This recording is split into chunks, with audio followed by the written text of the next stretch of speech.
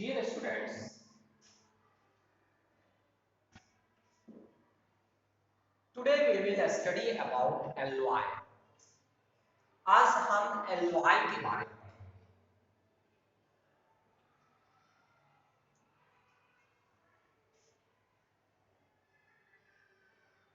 alloys है क्या? alloys क्या है?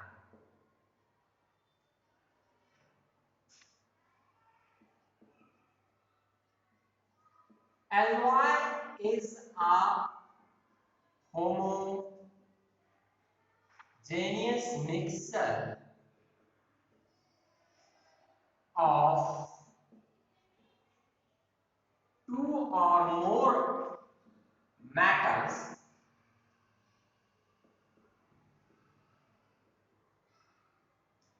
a small amount non metal भी हो सकता है, two or more metals is called alloy. उसको alloy कहते हैं. For example,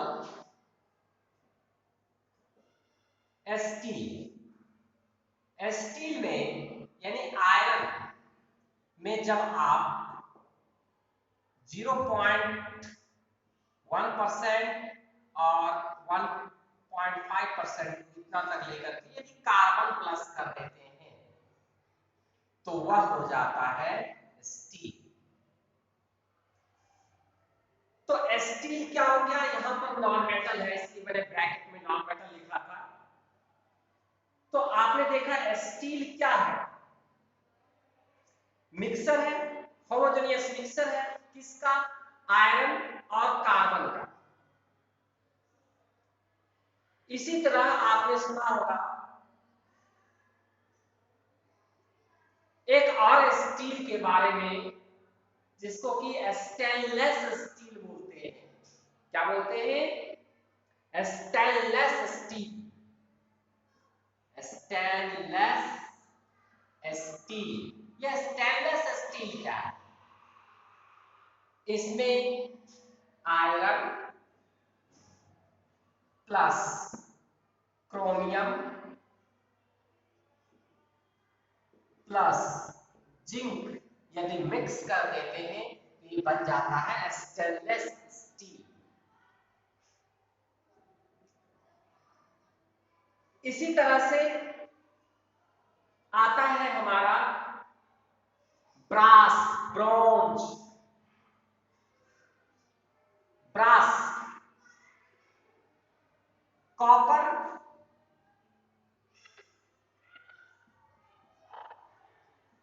प्लस जिंक जब हम मिक्स कर देते हैं, ये करीब 80% और 20% में मिक्स होता है तो आपका बन जाता है ब्रास. उसी तरह ब्रोंज. ब्रोंज में कॉपर प्लस टीन, ये 90% और 10% तो बन जाता है हमारा ब्रोंज. फिर आप इस तरह से कई तरह के एल्लॉय होते हैं. एक होता है सोल्जर. लीड और टीन का होता है सोल्डर, जिससे कि आप सोल्डिंग करते हैं. लीड और प्लस टीन का होता है. लीड और टीन मिलाकर के बनता है सोल्डर, जिससे कि वेल्डिंग करते हैं. छोटे छोटे बारीक पार्ट्स को वेल्डिंग करते हैं. इसमें इसकी परसेंटेज 50-50% सोल्डर में होता है. एक एमेल्गम मरकरी का है जो डॉक्टर दांत को भरने के लिए, दांत के खोखले पार्ट को भरने के लिए यूज करते हैं. एमेल्गम. एमेल्गम भी 3-4 तरह की चीजों को बनाकर किया जाता है. एमेल्गम में मरकरी, सिल्वर, टीन, जिंक,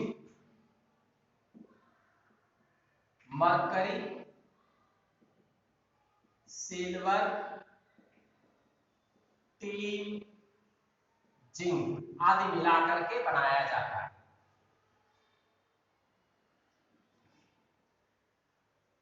हम एमेल्गम मरकरी प्लस जिंक होगा तब भी कह सकते हैं, मरकरी प्लस टीन है तब भी एमेल्गम कह सकते हैं, मरकरी प्लस सोडियम होता है तब भी वो एमेल्गम कहलाता है, मरकरी प्लस जिंक है तब भी एमेल्गम कहलाता है।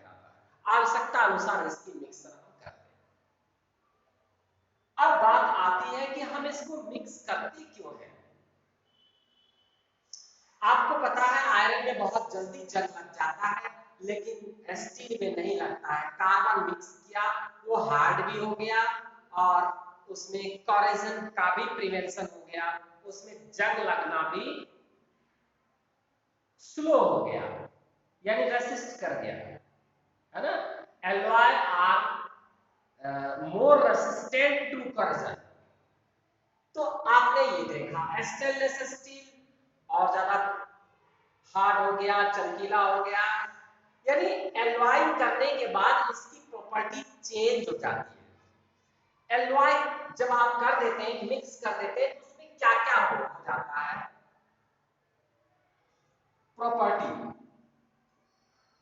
प्रॉपर्टी ऑफ, चलिए मैं इसको मिटा के लिखता हूं। Property of alloy.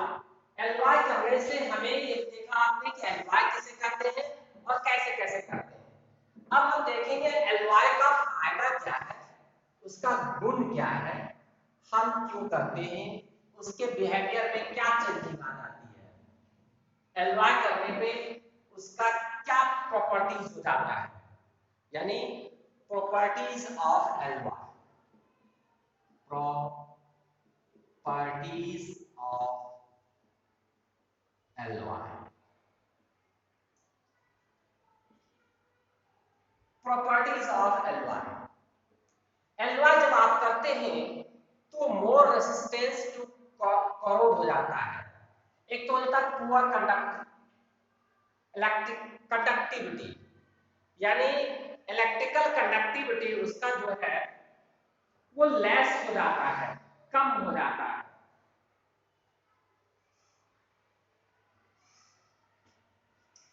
तो आप लिख सकते हैं alloy have low electrical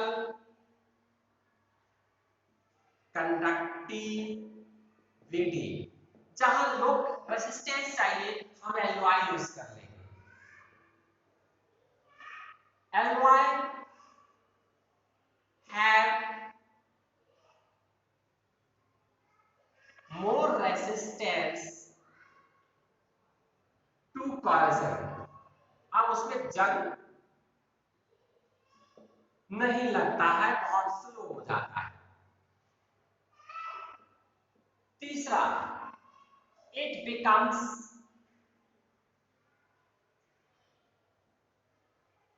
more strong than the original metal. Original metal से वो ज्यादा स्ट्रॉन्ग हो जाता है, ज्यादा टफ हो जाता है ना, मोर स्ट्रॉन्ग हो जाता है। इट बिकम्स मोर हार्ड भी कर सकते हैं, it becomes more hard, hard भी हो जाता है, यानी उसकी जो बिहेवियर है मेटल का वो कुछ बढ़ जाता है तो कुछ घट जाता है। यह चीज आपने देखा, एलॉय करने से ये सब चीजें होता है। एलॉय ऑफ गोल्ड, गोल्ड का जो ज्वेलरी बनता है, तो प्योर गोल्ड जो आपका है वो 24 कैरेट का होता है। कितने कैरेट का होता है? कैरेट 24 कैरेट्स का होता है। लेकिन जब हम उसका ज्वेलरी बनाते हैं तो 22 कैरेट गोल्ड लेते हैं इंडियन मानक के अनुसार और 2 कैरेट इसमें या तो कॉपर ऐड करते हैं या सिल्वर ऐड करते हैं।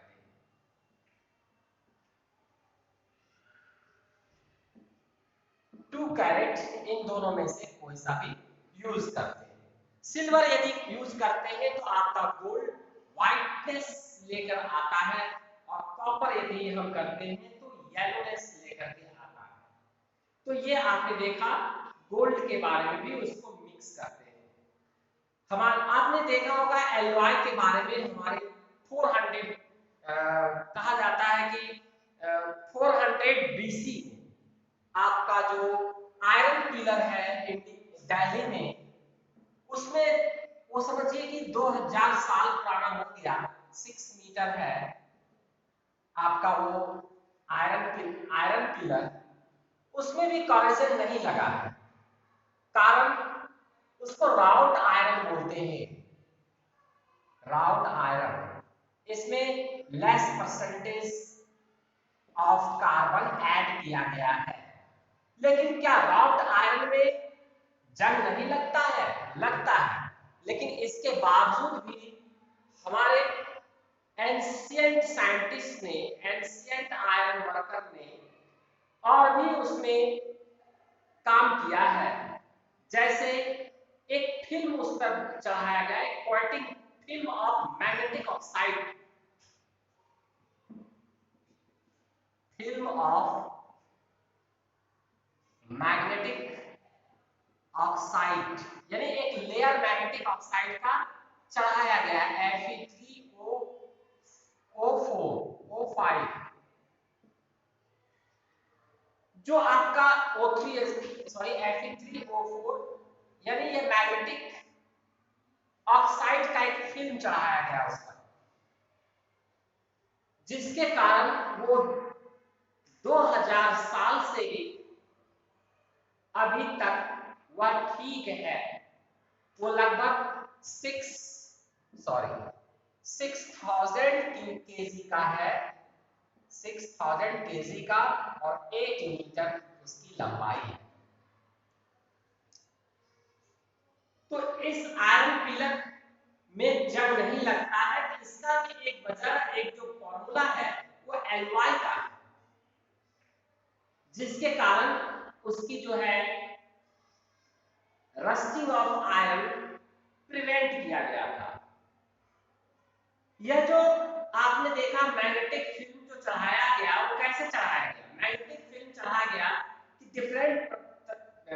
डिफरेंट साल्ट से उसकी पेंटिंग की गई, फिर हीटिंग किया गया, फिर क्वेंचिंग की गई, यानी इसके डिफरेंट तरह के साल्ट का लेयर इस पर चढ़ाया गया, फिर उसके बाद इसको हीट किया गया, फिर क्वेंचिंग यानी सडनली कूल इसको किया गया, जिसके वजह से फिर उसमें एक फिल्म चढ़ गया मैग्नेटिक ऑक्साइड का, और वह आज तक सेम है। यह भी कंसेप्ट ऑफ एलवाई है, this is also concept of LY. तो आपने देखा एलवाई के क्या क्या फायदे हैं, ये सब जहां हमें आवश्यकता पड़ती है तो ये फायदे हुए, इसकी प्रॉपर्टीज हुई, एलवाई हम कैसे बनाते हैं। आपने एक एलवाई में देखा, बच्चे भूल जाते हैं, अक्सर ब्रास और ब्रॉन्ज में कंफ्यूजन जाता है। मैं याद करने का भी थोड़ा ट्रिक बता देता हूं। तो ब्रास में आपने क्या देखा?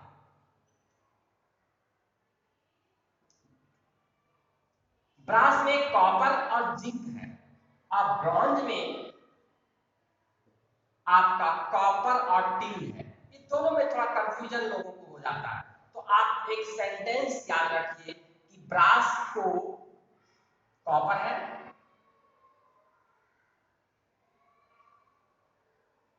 ब्रास को जिंक चाहिए, ब्रॉन्ज को टिन चाहिए। ठीक है, इस तरह से सेंटेंस यदि आप माइंड में अरेंज कर लेंगे तो इन दोनों में कंफ्यूजन नहीं होगा। टिन एक ऐसा है जो मैक्सिमम एलवाई में यूज होता ही है।